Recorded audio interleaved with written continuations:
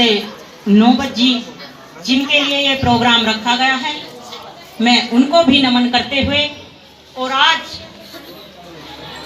उनके इस शांति पाठ में, पारित्राण पाठ में दूर दराज से चलकर आए उनके सभी संबंधी और मिशनरी जितने भी मेरी आवाज को सुन रहे हैं, सभी को राखी रावण का नमो बुद्धाय, जय भीम।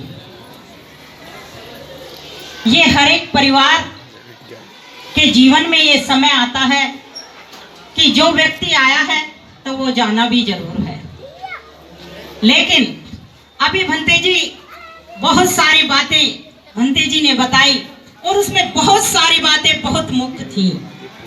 ये कहो कि लगभग सारी ही बातें बहुत मुख्य थी। उन्होंने जब हमें तिरसरण और पंचशील दिया तो उसमें भी हमें बताया कि हमें किसकी पूजा करनी है, किसको अपना शीश झुकाना है, कि यहाँ जो ये भगवान बुद्ध की प्रतिमा रखी है हम उसको अपना शीश नहीं झुकाते हैं, तो फिर हम शीश किसको झुकाते हैं? हम शीश झुकाते हैं कि भगवान बुद्ध ने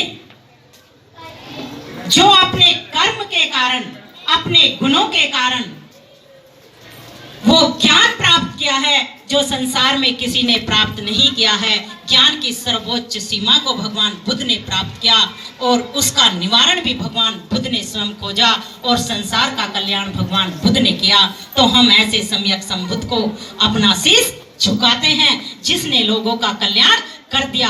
आज सब लोग दुख से ग्रस्त हैं, लेकिन अगर किसी को दुख से निकलने का मार्ग मिल जाए तो वो मार्ग पर चलकर लोग सुखी जीवन अपना लेते हैं और उसका मन हल्का हो जाता है और आगे के लिए वो काम करने की सोचता है। लेकिन जब तक मन दुखी रहेगा, ना तो तुम्हारा खाने के लिए मन करेगा, ना पहनने के लिए मन करेगा और ना कोई काम ही करने के लिए मन करेगा। तो इसका क्या अर्थ होता है कि शरीर में मन का बहुत बड़ा रोल है या नहीं है?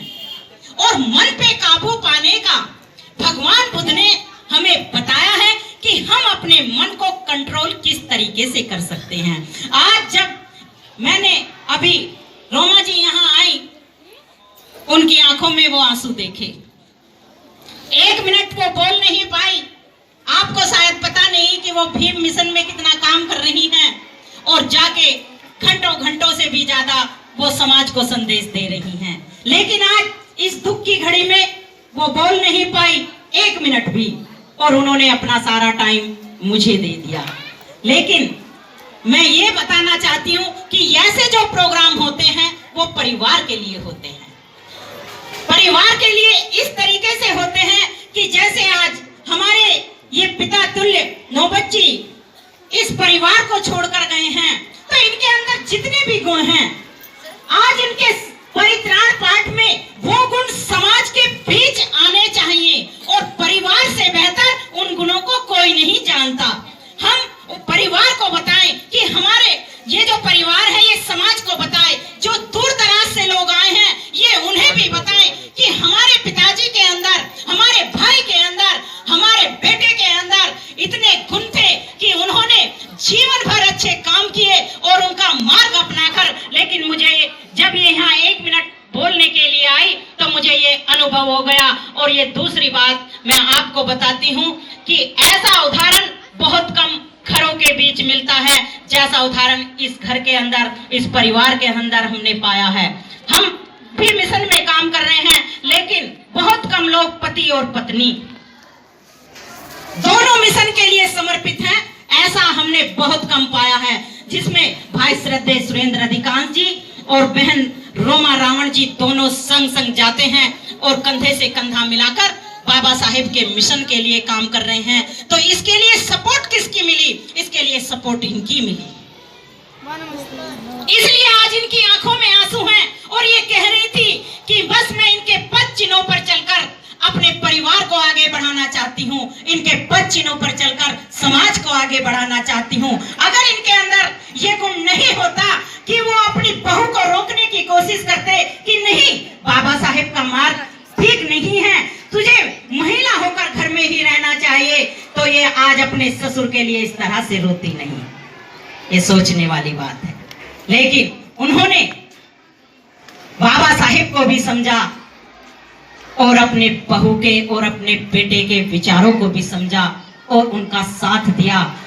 और आज उन्हीं का ये फल है कि सुरेंद्र अधिकांश जी, जिन्हें बहुत लोग जानते हैं, बाबा साहेब के मिशन के लिए दिन रात काम करते हैं जब उन्हें टाइम मिलता है। तो ये सब इनके पिताजी की ही देन है, इन्हीं के संस्कार हैं। मैं इनके बारे में ज्यादा तो जानती नहीं, लेकिन भगवान बुद्ध की एक बात मैं आपको बताती हूँ कि लोग भगवान बुद्ध को ज्यादा क्यों मानते हैं।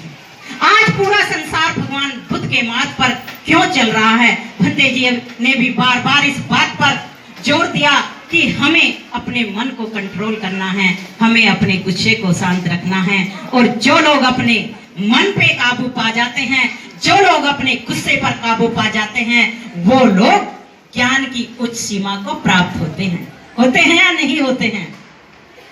भगवान बुद्ध के अंदर ये मत समझना कि भगवान बुद्ध का अपमान नहीं हुआ।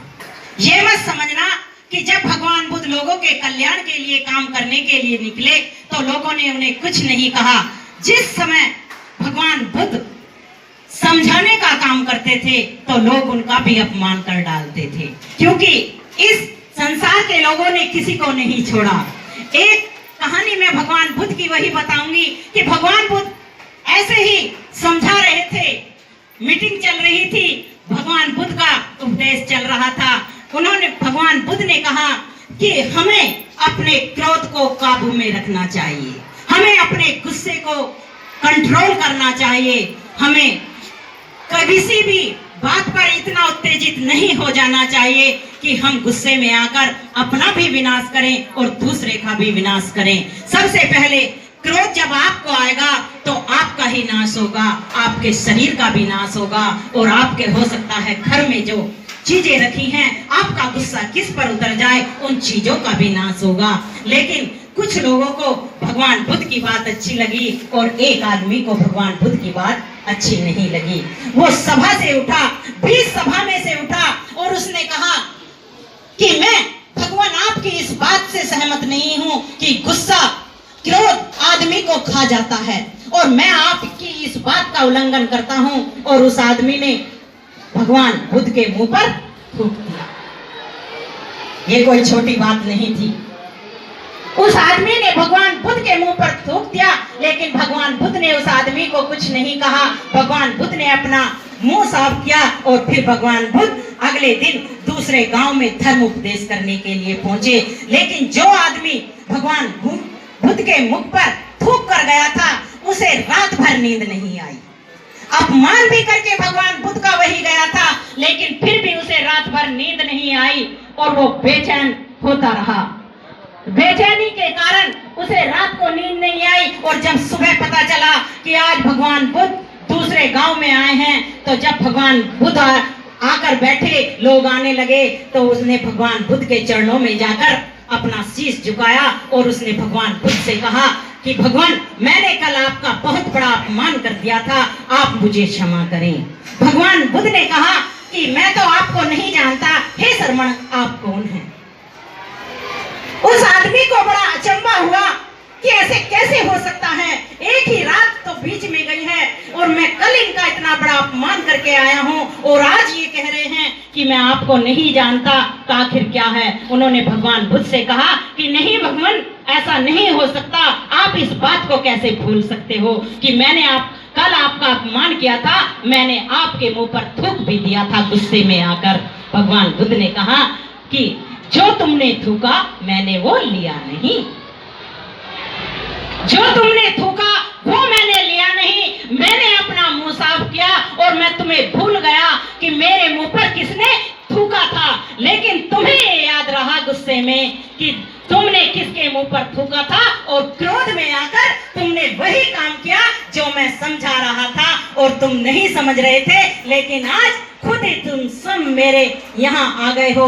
तो उसने कहा कि भगवान, आप बिल्कुल सही कह रहे हो, मुझे अपने संग में ले लीजिए। आदमी को गुस्सा खा जाता है, इसलिए हमें मध्यम मार्ग अपनाना है। जब हम अपने क्रोध पर काबू कर लेंगे, आज जितने भी गलत काम होते हैं वो गुस्से में होते हैं।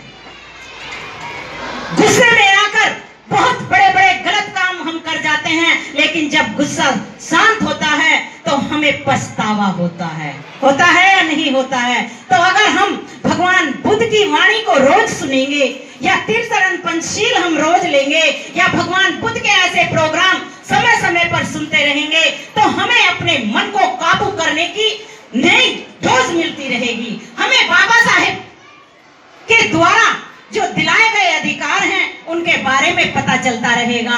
आज बहुत सारी महिलाएं यहाँ आई हैं, बड़ी खुशी की बात है, लेकिन कितनी महिलाएं ये जानती हैं कि आज जो हमें अधिकार मिले वो बाबा साहिब के कारण मिले?